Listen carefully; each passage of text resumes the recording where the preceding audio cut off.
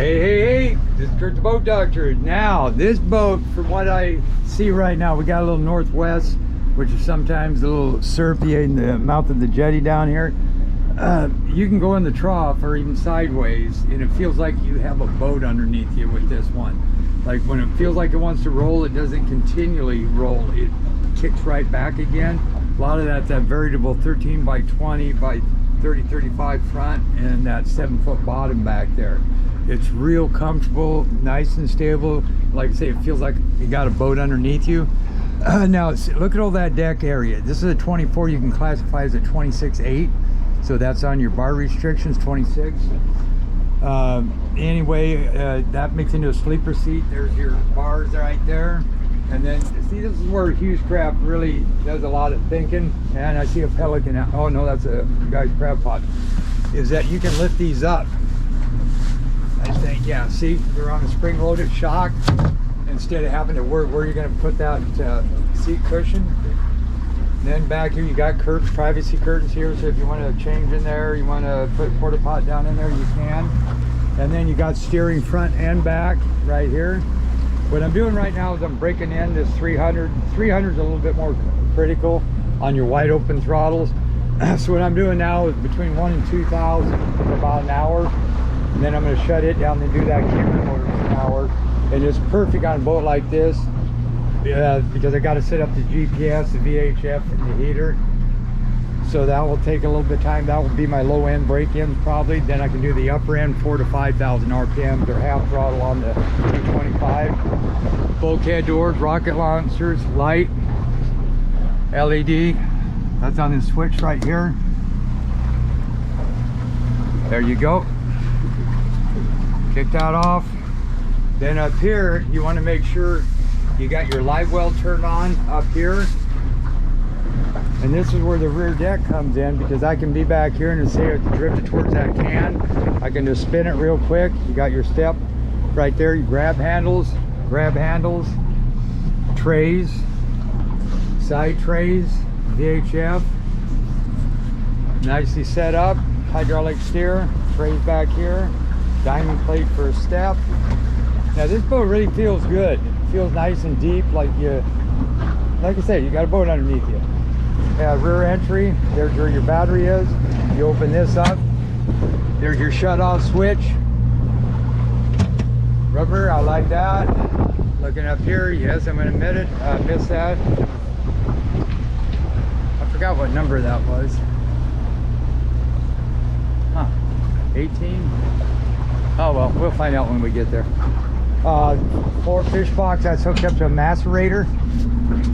That isn't very deep, but make sure you kick that down. Oh, I was way off. That makes sense though, because that's 10. Yeah, 10A. Okay, then you got your right here. Make sure I'm not going to hit anything.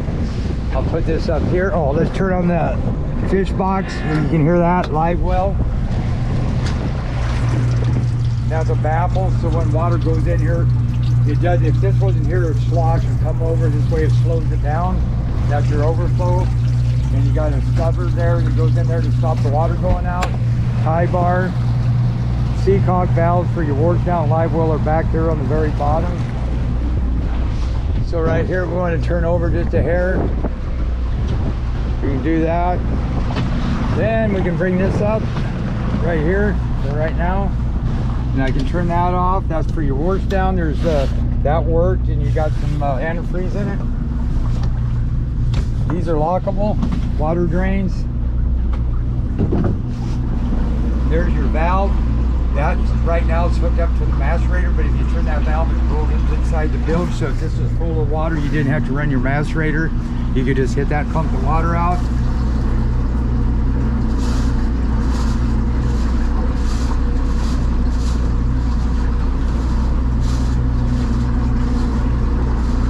Pump that all the way up. Where it's nice and hard. There you go. There's your separator. Change that once a year on that.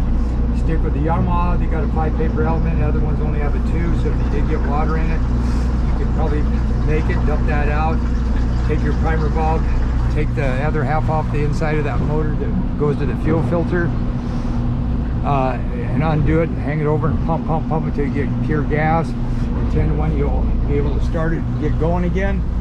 There's your kerosene. You can tell it's clear. I use kerosene over diesel because it doesn't hurt your heaters. So, insulated fish box. Hook that up. Hook that up. There you go. Yeah, it's gonna get windy again. A lot colder today though. And then you get in here, flip up arms. Right here's your tension. You got your swivel. Up underneath here, you got your slider. Back and forth. And you got your right here for your lean of your back. Storage. Yamaha multi-tack, fuel gauge, trim tabs. These are mechanical controls cables. 12-volt power point. You got your courtesy light. That's that light that goes between that rear entry door. We can turn that live well off. These are accessory hots. Bilge pump works. Wiper. They work. Horn works. So again, I got to set up all this and set the heater up. Then I'll go on my next video. I'll go through some of the settings I did on here and how to get to them. Show you the heater, show you how it performs, because I want to get that 4,000 to 5,000 before I really get on this motor. So, Boat Doctor out.